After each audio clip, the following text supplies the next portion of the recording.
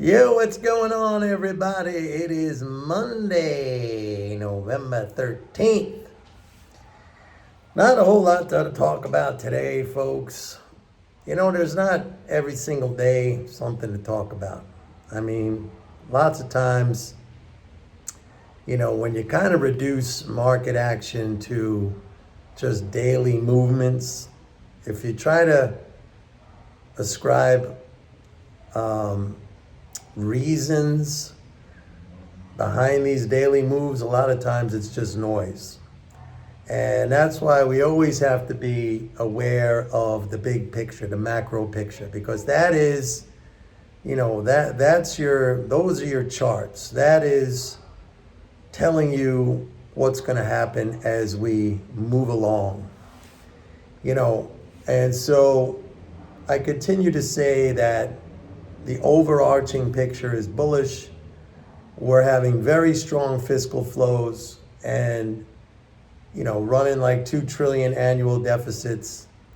And so whenever you get kind of fuzzy with the short-term outlook, or, maybe you're trying to search for meaning in every little squiggle or every little movement of the market on a daily basis, maybe on an hourly basis. I mean, the best thing to do when those things happen is just to kind of zoom out.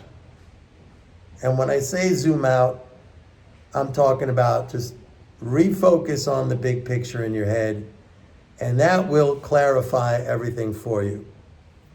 As I get something in my eye. So, that being said, I don't try, I try for you guys every single day to bring some meaning into these moves. But a lot of times there just isn't any. I mean, Friday's fiscal flow saw a measly $288 million drain. I mean, we hardly even mention millions. We talk in billions. When you're talking about fiscal stuff, you're talking about billions, you're talking about tens of billions, hundreds of billions, even trillions. I mean, on a day that saw not even 300 million of a drain, I mean, that's like a negligible adjustment. All right, so there's really nothing to talk about. What I can mention or remind you is that on Wednesday, we will get the November quarterly interest payment. That's going to be like 54 or 55 billion. We are having very strong fiscal flows this month. Exceedingly strong, I have to say. And I've been pointing that out to you in the fact that the deficit so far this month is like 155 billion after 8 business days, 8 statement days. I've gone back through my data. I started keeping track of these monthly deficits day by day, going back 2 years ago.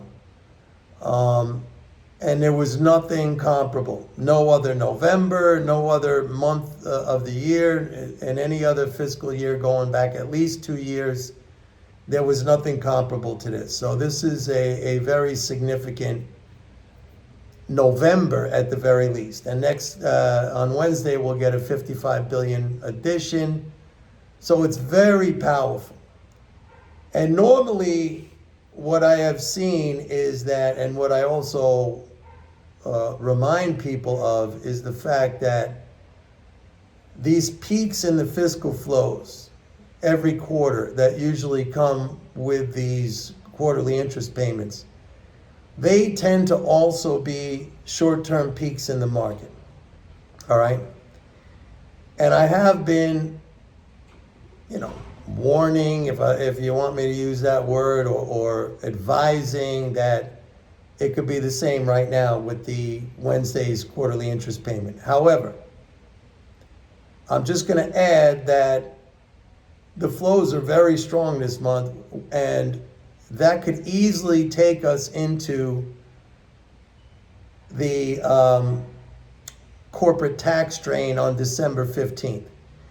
The only thing I would caution is this November 17th expiration of the current continuing resolution. Congress has to pass another funding bill Otherwise, the government gets shut down, and we don't know how the flows will be affected. I don't know. I don't know. I could only speculate, and I don't like doing that. I don't think it's necessarily going to be something positive if the government gets shut down. But I don't know. I don't know what gets paid. I don't know what doesn't get paid. If that happens, I'd have to see. I try to bring you all the answers, but I'm going to be honest, there's sometimes that even me, I don't know all the answers. There's my doggy friends, and I have to wait and see. You know? So, like, I'm not that much different than you guys are. I maybe understand this stuff a little bit better, and I try to help you to understand it. But there are times when it's kind of fuzzy. And that's just the nature of the game, folks. Like, if you think, and as good as my approach is in terms of, you know, what I look at and the understanding behind that, there's still times when, you know, it's subject to interpretation. I wish I could tell you, you know, every time that you see this number, you buy or you sell. I mean, it's not ironclad like that. It's very close. I think most of you would agree with me if you've been following me for any length of time, and you see how, you know, I basically call these things many times to the day.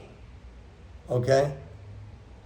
And I give the rationale behind it. It's not just like I'm saying, oh, it broke a line and it's going to do this. No, I'm saying, like, I'm telling you in 3 months or in a month, we're going to have this fiscal event and such a thing is going to happen in the market. And that's what happens. But I'm saying right now, November is very strong. It's the strongest November that I have seen in at least a few years. Okay? That could easily carry us into the December 15th tax strain. I'm saying watch out for Congress and whatever happens with the government funding bill, if there is one, who knows. The other thing I would add is that looking at sentiment, and this could be a key point, all right? There's a divergence between the AAII weekly sentiment survey. That's, you know, the American Association of Individual Investors. I talk about that every Thursday. I send out the analysis on that to my subscribers. There's a divergence in that and the put-call ratio.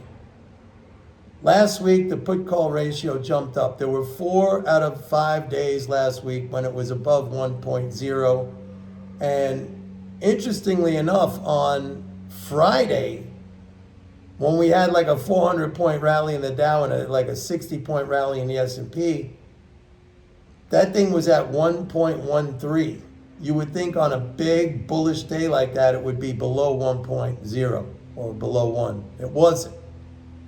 So the options market is kind of sending out a signal of caution, bearishness, if you want to call it that, whereas the survey, the AAII survey, is sending out like not even a bullish, like a super bullish. I talked about this last week, that bullish sentiment rose by the most in 13 years and bearish sentiment collapsed by the most in 32 years. All right?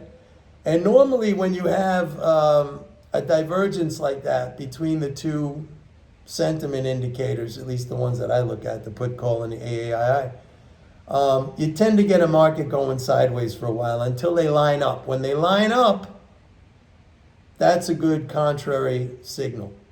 When they don't line up, you get this kind of squiggly market action. So that could be the case. That could be the case. Let me just finish off by saying the CFTC commitments of traders report was delayed until today. I just looked at it. Gold producers were sellers again last week. That was the 4th consecutive week, and the banks too, they were selling gold. So look for lower gold prices. Silver, by the way, producers were buying pretty aggressively last week. So I would be a buyer in silver on any dips, and that would include intraday dips in silver prices. I would start being a buyer, okay? Oil, they were buying again. So these prices down here, producers are super bullish on oil at prices down here. So this is I think this is lining up to be. I mean, if you're building a long position in oil here or oil stocks, I think it's going to pay off handsomely. I mean, producers have been just falling over themselves buying futures down here as the price dipped down. So take note of that. Anyway, that's it for today, folks. We'll see what happens, but don't forget, go to my website, sign up for a 30-day free trial of MMT Trader. Go to pitbulleconomics.com. See you tomorrow. Bye.